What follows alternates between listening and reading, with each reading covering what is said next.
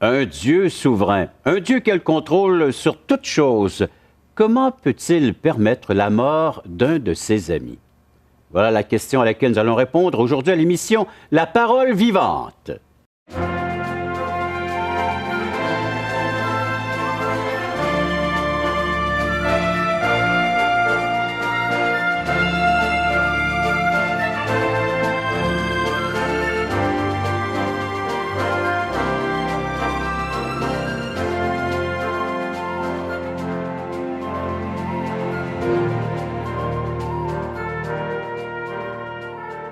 Mesdames, Messieurs, bienvenue à l'émission La Parole vivante. Oui, la question a été posée, nous allons y répondre pendant la prochaine demi-heure. Merci d'être présents, d'être là, de plus en plus nombreux. Maintenant, on ne parle plus de milliers, mais de centaines de milliers de personnes à l'écoute. Qui aurait dit qu'un jour, la parole de Dieu aurait un si grand intérêt? Bonjour, les amis. Bonjour. Bienvenue à l'émission La Parole vivante. Pasteur Jeff, Pasteur Simon.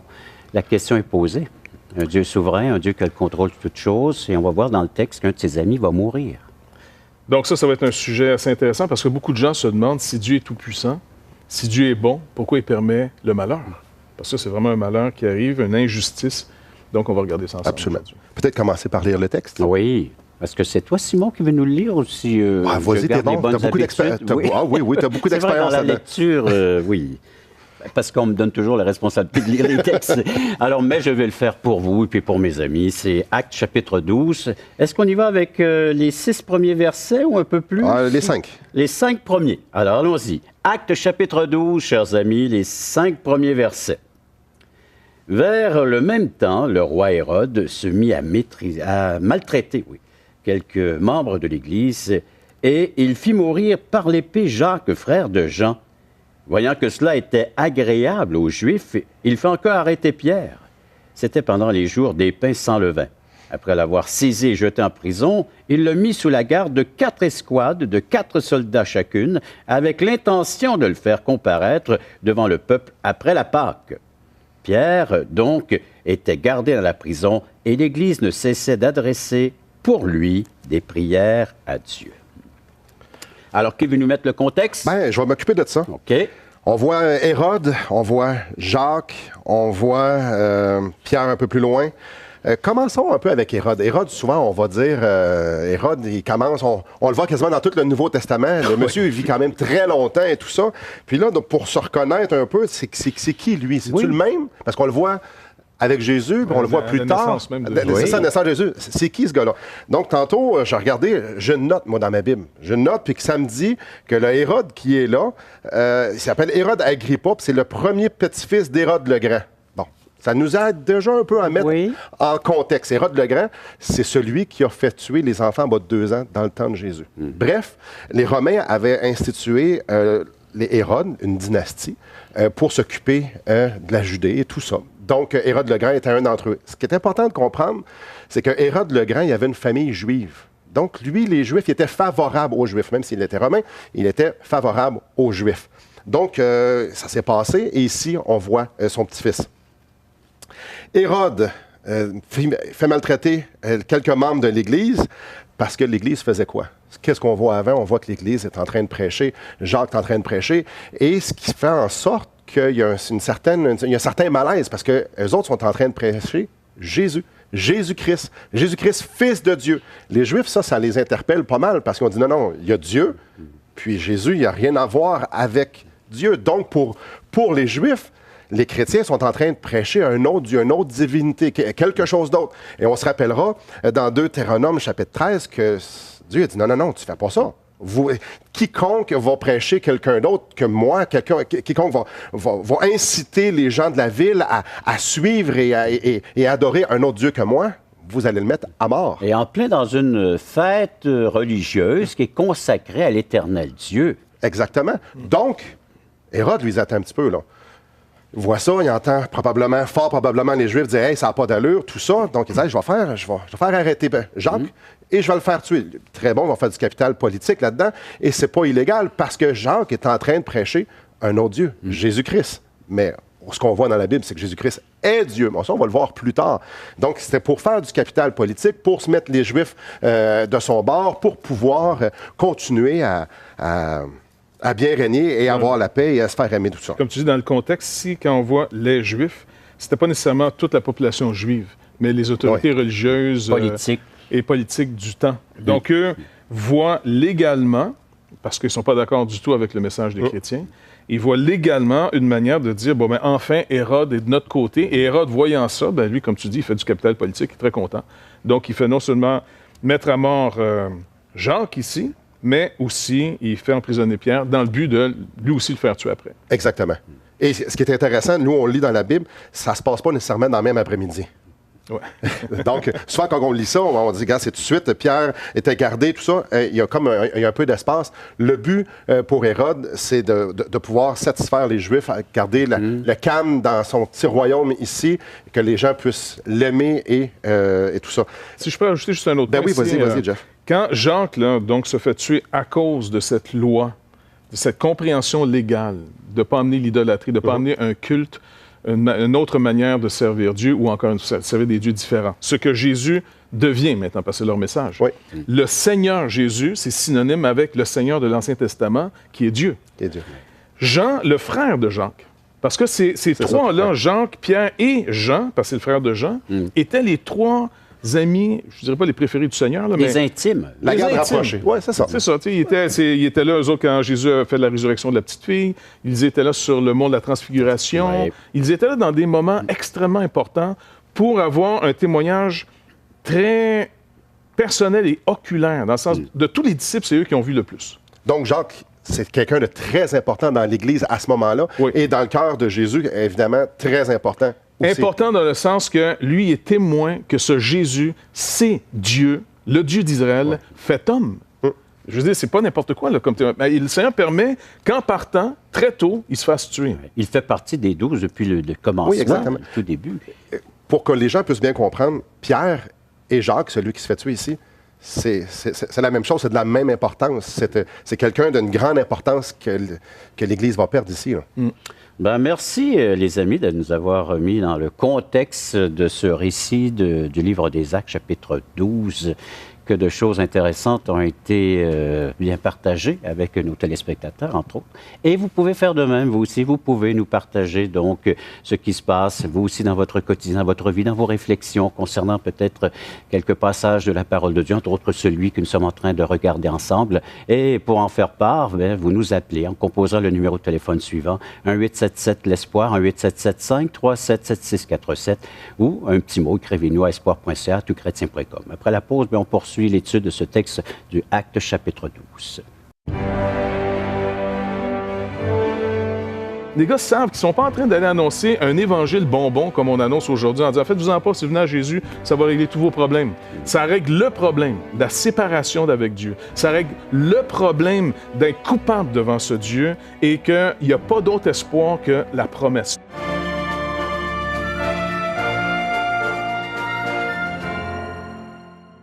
Assistez à un merveilleux déjeuner de l'espoir dans votre région. Un invité vous racontera comment Dieu a transformé sa vie et comment son cœur, souffrant, a trouvé une joie indicible en développant une relation personnelle et intime avec Dieu et son Fils Jésus-Christ. Des églises locales organisent de tels déjeuners dans plusieurs régions du Québec. Découvrez où et quand vous pouvez assister à un déjeuner de l'espoir dans votre région en visitant le site espoir.ca et en cliquant sur l'onglet « Déjeuner ».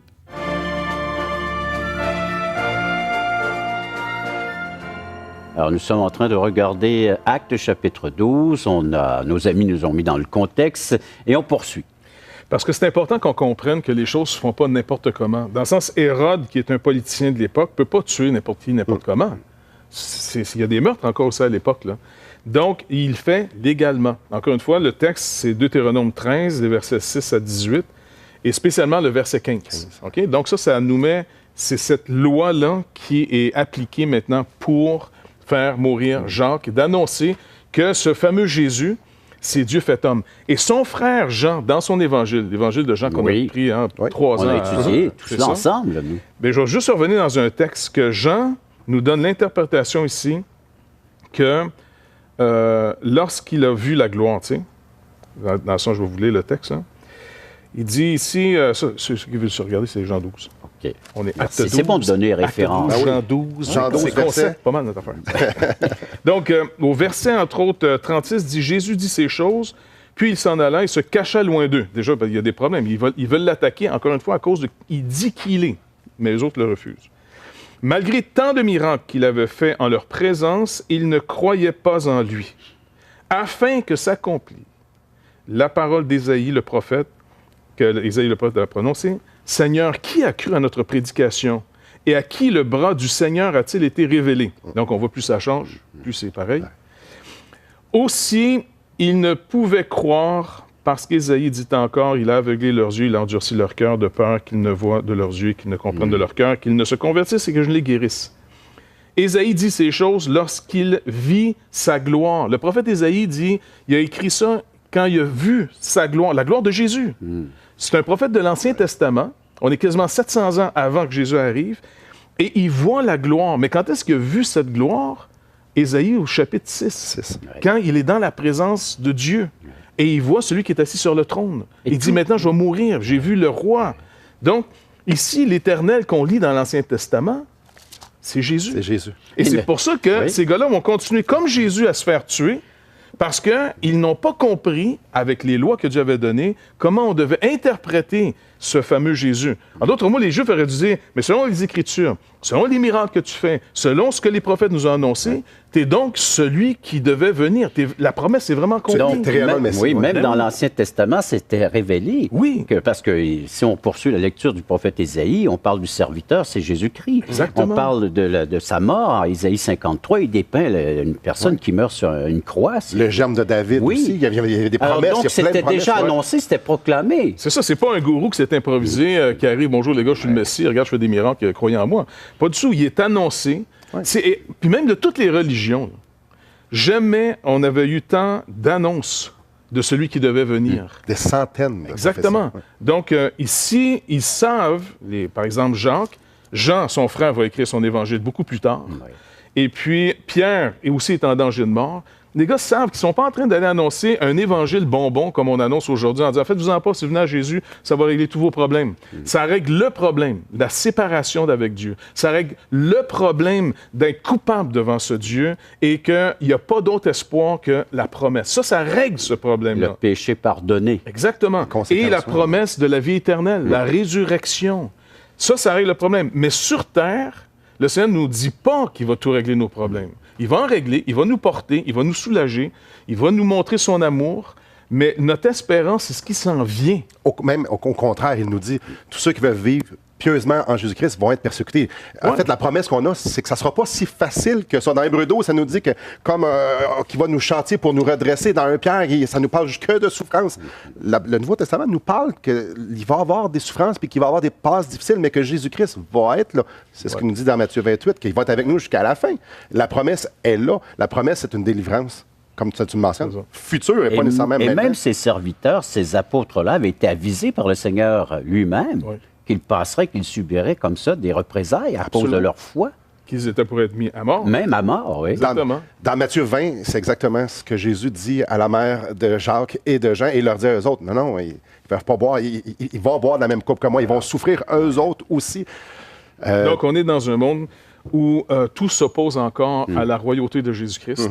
Mais Paul nous rappelle qu'à la fin, toute bouche va confesser et tout genou va fléchir le genou, dans le sens reconnaître que Dieu a fait de Jésus, qui est la deuxième personne de la Trinité, littéralement le roi des rois, le Seigneur des seigneurs. Et qu'il n'y a pas d'autre nom donné aux hommes sous le ciel par lequel ils peuvent invoquer, qui peuvent aller, qui peuvent dire « je me réclame pour être sauvé ». Il n'y en a pas d'autre. Donc, je sais que ça fait un petit peu comme arrogant, mais ce n'est pas encore une fois que les chrétiens sont meilleurs que les autres.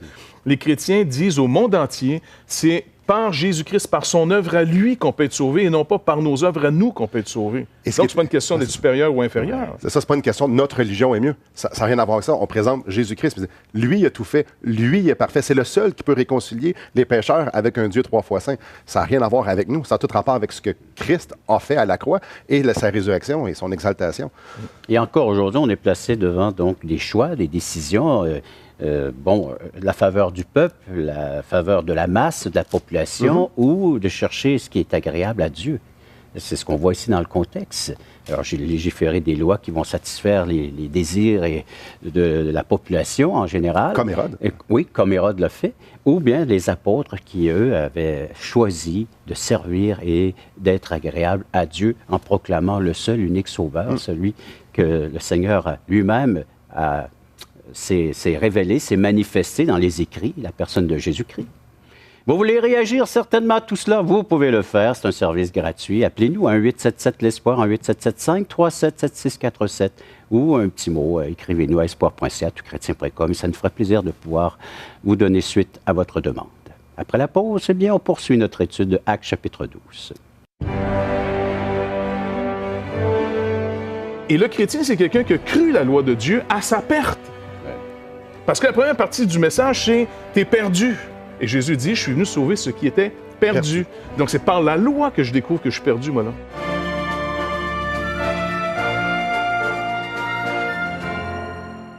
Voulez-vous combler le vide dans votre âme? Avez-vous soif d'une sérénité intérieure? La souffrance de votre cœur vous lasse-t-elle? Appelez dès maintenant pour recevoir gratuitement un évangile de Jean pour connaître l'amour de Dieu, un Nouveau Testament pour trouver des réponses à plusieurs de vos questions, le livre Destination finale pour comprendre la nécessité du salut et finalement la Bible et le salut qui nous explique comment recevoir Jésus. Contactez-nous à espoir.ca ou composez 1-877-l'Espoir.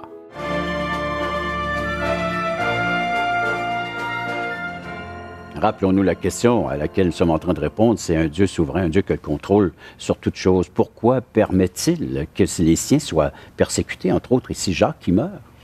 Mais il faut se remettre dans le contexte que la loi, finalement, gère toute chose. Et puis, on pourrait quasiment essayer d'analyser, il y a 4 niveaux à la loi, il y a 4 sphères. Une sphère qui est assez connue puis qui est popularisée surtout en Occident, dans notre monde d'aujourd'hui, moderne, c'est les lois scientifiques. On étudie, par exemple, la chimie des choses. C'est des lois, c'est des principes. On les trouve, on peut analyser. Alors, on prend le fait, puis on va l'étudier. Puis, c'est ça, c'est un fait solide qui fait que tu peux bâtir là-dessus.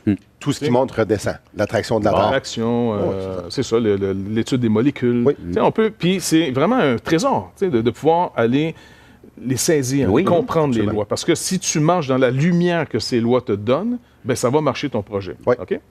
Deuxième principe de loi, c'est les lois de la vie. Parce que tu as des lois de la matière, qui est, on va dire, non vivante, mais tu as un autre type de loi qui gère les lois de la vie. C'est quelque chose peut tomber malade si on brise certaines lois, certains principes. Donc, tu as des lois qui gèrent la vie. Et plus tu les connais, ben, la médecine peut vraiment faire des progrès pour nous donner une meilleure santé, pour guérir des maladies. On a enrayé certains problèmes, je sais pas. Par des vaccins. Exactement, tiens, bon. Après ça, tu as un autre principe où tu as une sphère de vie communautaire. Civile. Exactement. Et là, on a reçu de la part de Dieu non seulement de découvrir les lois de la nature, les lois de la vie, mais aussi d'être capable de faire des lois en fonction du vivre, populaire mot maintenant, comment il dit ça, le vivre ensemble, le mieux vivre, ou en tout cas, le bien-être, la communauté. Bref, il faut gérer des la lois vie communautaire. morales, des lois qui font faire en sorte qu'il y ait un ordre. Exactement. Puis Dieu en Israël avait donné aussi des lois pour gérer la société de l'époque. Ces 3 lois, même, on les retrouve dans l'Ancienne Alliance, l'Ancien Testament. Dieu parle de la vie, Dieu va parler de cette chimie-là. Exactement. Mais la loi qui est au-dessus de toutes ces lois, c'est la loi de Dieu. Parce que la loi de Dieu, au fond, qui est à l'origine de toutes les autres lois, devient pour nous le modèle sur lequel on doit s'inspirer pour le reste, surtout pour les lois humaines. Les lois humaines sont changeantes. La preuve, aujourd'hui, on se fait des lois justifiant ce que hier on condamnait. Et puis, les gens vont se soumettre à des lois. Par la loi qui est juste ou injuste, en passant, elle atteint la justice ou elle n'atteint pas la justice, ces lois, néanmoins, gèrent notre manière de vivre. Okay? Donc ici, dans le contexte, qu'est-ce que Hérode fait? Il prend des lois de l'Ancien Testament. De la Judée, de son Comment secteur à gérer lui, finalement la foi en Israël. Okay? Donc, il y a des lois pour ça. Et puis, en prenant ces lois, il les interprète à sa faveur. Et là, finalement, il fait exécuter d'abord le Seigneur Jésus-Christ. Il a été exécuté par la loi, Jésus. Oui. Quand ils ont dit, écoute, tu vas répondre à une dernière question. Es-tu le Fils de Dieu? Il dit, oui. Tu le dis. Oui. Tu le dis. Ah, là, il déchire sa chemise. C'est selon la loi. Oui. Interprété à leur... Et c'est ça qui est interprété à leur façon pour leur faire plaisir à lui, à eux, à Et puis, lui. ce qui est intéressant, c'est que le Seigneur ne s'est même pas opposé à l'exécution de cette loi, mal impliquée, parce que cette loi, elle est juste. Sauf qu'elle n'est pas bien comprise. Et donc, elle n'atteint pas la justice qu'elle devait atteindre. Exactement. Ici, Hérode fait encore la même chose avec les disciples du Seigneur. Et le Seigneur nous avait avertis, en passant, nous, parce qu'on est dans l'Église, dans l'Église de Christ, le corps de Christ, il nous avertit que vous allez aller dans un monde qui ne reconnaît pas le but de ma loi. Et le but de la loi de Dieu, maintenant pour nous, là, c'est que tout pécheur, toute personne née dans ce monde, séparée de Dieu, doit reconnaître par la loi même, qui est même inscrite dans nos cœurs. Oui. C'est pour ça qu'on se sent coupable ou non. L'Épître aux Romains va faire ressortir Exactement. cela. Ils sont inexcusables, ils savent, et ils vont à l'encontre de cette loi. Non seulement ils vont à l'encontre de cette loi, mais ils se font des nouvelles lois. C'est ça le principe. Non seulement ils savent, ils connaissent le jugement de Dieu sur ces choses, mais en plus, non seulement ils les font, mais ils approuvent. Donc, quand tu approuves quelqu'un, c'est que tu en as fait une nouvelle loi pour dire, dorénavant, ce qui était condamnable, nous, maintenant, on dit que c'est acceptable. Et si quelqu'un s'oppose à ce que nous disons que c'est acceptable, il devient hors la loi. Ça va? Ah, donc, les chrétiens, régulièrement au travers de l'histoire, ont été trouvés hors la loi des hommes, mais des lois injustes qui vont à l'encontre de la loi de Dieu. Et le chrétien, c'est quelqu'un qui a cru la loi de Dieu à sa perte. Ouais. Parce que la première partie du message, c'est « t'es perdu ». Et Jésus dit « je suis venu sauver ce qui était perdu ». Donc, c'est par la loi que je découvre que je suis perdu, moi, là. Mais en même temps, la grâce de Dieu, c'est que Dieu demeure juste en nous condamnant, tout en nous justifiant par Jésus-Christ. Ce que Dieu fait, c'est qu'il déclare littéralement que nous sommes dignes de mort. Le salaire du péché, c'est la mort. Mais la bonté de Dieu, la grâce de Dieu, c'est qu'il donne en substitut, on pourrait quasiment dire lui-même, son propre Fils, qui s'est incarné, qui est devenu un homme véritable et qui va porter la peine, la mort de tous ceux qui reconnaissent ces choses. C'est pour ça que Christ est mort pour tous ceux qui ont cru en lui. Et à cause de sa mort et sa résurrection qui prouve que la dette a réellement été payée, alors on a l'assurance par son travail, par son œuvre à lui, que quand on va mourir, ben on ne mourra pas. Et c'est intéressant, c'est donc Jacques, lui, il fait face à la mort et son espérance est. Lui, ça lui dérange pas. Et au-delà. Il était en paix avec l'idée parce que son espérance était au-delà de ça. Et on peut le voir d'une façon encore plus précise en Pierre. En Pierre, on le voit au verset 6, la nuit qui précéda le jour où Hérode allait le faire comparaître, Pierre, lié de 2 chaînes, dormait entre les 2 soldats. Lui, il va avoir le même sort dans sa tête. Ouais. Il a le même sort que Jacques. Lui est en paix parce que sa délivrance est future. Et il croit au Seigneur Jésus-Christ. Il croit que Jésus-Christ a accompli la loi et qu'il est mort pour lui. Donc, il est en paix avec ça. Jacques ne voit pas la main de Dieu, que Dieu l'a oublié. Non, Jacques va dire, non, je vais me faire délivrer. Ce qui m'a été promis dans mon salut, la perfection du salut, s'en vient. J'ai hâte. Je suis prêt à mourir. Tout un repos que ce Pierre vivait en prison. Hein? Ben oui. Donc, encore une question se pose à chacun d'entre nous. Tantôt, c'était, voulons-nous plaire à la foule, à la population, aux gens qui nous entourent, ou à être agréable pour Dieu. Maintenant, c'est bien, qu'est-ce qui dirige ma vie? Alors, on a vu que les lois, tout ça, elles sont bonnes, elles sont là, c'est pour atteindre la justice de Dieu, mais lorsqu'elles sont mal interprétées, souvent, bien, on vit dans ces pièges que l'être humain s'est forgé lui-même, s'est fait de lui-même. Alors, est-ce que c'est la loi qui est en train de régir votre vie ou c'est la grâce? On a vu que la loi est en train de nous dire que nous sommes des condamnés, que nous sommes des coupables devant Dieu. Et la grâce, eh bien, elle veut enlever cette culpabilité, elle veut enlever c'est le fait que je sois coupable devant Dieu, me gracier, pardonner. Comment bénéficier de tout cela après la pause? Donc, des gens qui pouvaient partir dans l'éternité en paix parce qu'ils ont vu puis ils ont reçu la grâce que seul Dieu pouvait leur accorder à des pécheurs coupables comme nous.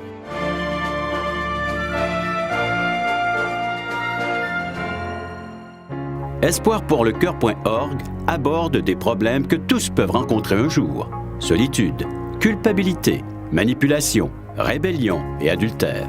Chaque problème est clairement défini avec ses symptômes et ses caractéristiques. Des pistes de solutions sont données. Le but du site espoirpourlecoeur.org est d'encourager les chrétiens à s'entraider. Pour participer à l'une de nos conférences, consultez notre site espoirpourlecoeur.org.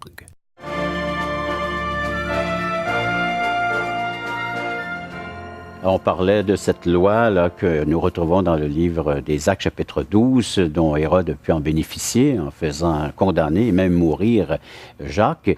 Mais il y a un mot qui est sorti dans notre conversation, surtout au dernier volet, la grâce de Dieu. Cette grâce dont ces hommes ont pu bénéficier. Bien, Jacques connaissait la grâce de Dieu parce qu'il connaissait Jésus. Et il le connaissait comme on doit le connaître. C'est vraiment Dieu fait homme. Un de ses amis, un autre disciple, Jean nous rappelle, toujours le frère de Jacques, le fameux Thomas. Ouais. Quand il a vu Jésus ressusciter, quand Jésus il a dit « Mets ta main dans mon côté qui a été percé il lui a dit « Mon Seigneur et mon Dieu ». Et là, Jésus n'a pas dit « Non, Thomas, t'exagères tout le temps, c'est ou tu crois pas ou tu crois trop. » là. Non, il dit « Non, parce que tu as vu, tu as cru ce qui doit être cru. » C'est vraiment notre Dieu qui est venu. Il ne nous a pas méprisés, il ne nous a pas laissés dans ce qu'on méritait, mais il est venu porter sur lui et sur le bois ce que nous méritions. Et là, ici, il donne la paix parce que Jacques, il sait, peu importe comment ça va tourner, que Dieu me sorte d'ici ou non, moi, mon problème est réglé. Je me rappelle des gens qui m'avaient déjà dit, moi, je ne l'ai pas la foi, puis moi, je ne l'ai pas, puis tu sais, il voulait sentir un peu. Mais il dit, écoute, je suis peut-être pas d'accord avec toi, là, mais t'as l'air bien. J'aimerais ça être niaiseux de même parce que il semble que là, tu sais. Un peu simpliste.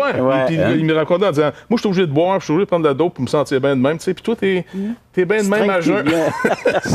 C'est ce que le Seigneur Jésus-Christ fait à notre âme. Et puis, c'est quoi, je l'ai pris comme un compliment quand même. Oui, c'est vrai, heureux les creux, car le royaume des cieux est à eux, peut-être, mais c'était finalement cette paix que Jacques a. Si tu sais que c'est réglé le problème, que la condamnation a été enlevée, une juste condamnation, parce qu'on n'est pas contre la loi de Dieu qui nous condamne. Nos péchés ont été portés. Exact. Je peux être pardonné. Écoute. Je me présente devant Dieu justifié parce que Christ a pris mes péchés. Et qui connaît l'heure de son départ? Tout le monde sait en théorie qu'il va mourir. C'est en théorie parce que c'est bien dur à croire. Mais on meurt comme ça. On est tous à un battement de cœur de passer de l'autre côté ou à un accident. Puis les événements de l'actualité nous l'ont rappelé. Tous les jours. C'est comme depuis 2015-2016, tout le monde dit on n'a jamais vu tant de gens mourir. En vrai, c'est des gens qui ont constitué par les médias un peu notre monde. Oui. Ils sont tous en train de mourir. Et ils nous rendent conscients que, hey boy, c'est qui le prochain? Jacques, si le Seigneur le sort de là, il va continuer sa mission. Sinon, sa mission est atteinte, il va donner sa vie. Donc, des gens qui pouvaient partir dans l'éternité en paix parce qu'ils ont vu puis ils ont reçu la grâce que seul Dieu pouvait leur accorder à des pécheurs coupables comme nous. Exactement. Et vous aussi, vous pouvez en bénéficier. Vous pouvez profiter de cette grâce, de savoir que vos péchés sont pardonnés, d'être réconciliés avec le Dieu saint, le Dieu juste, à l'instant même, si vous invoquez le nom du Seigneur comme votre Sauveur et Seigneur de votre existence et de votre éternité. Le Seigneur va se charger de tout. Il a le contrôle de votre vie. Il est souverain. Alors, vous pouvez être comme Pierre, comme Jacques, et de pouvoir maintenant être en paix. Ah, chers amis, merci encore de votre participation à cette émission. Et à chacun d'entre vous, je tiens à vous remercier d'être à l'écoute de cette autre émission de la parole vivante.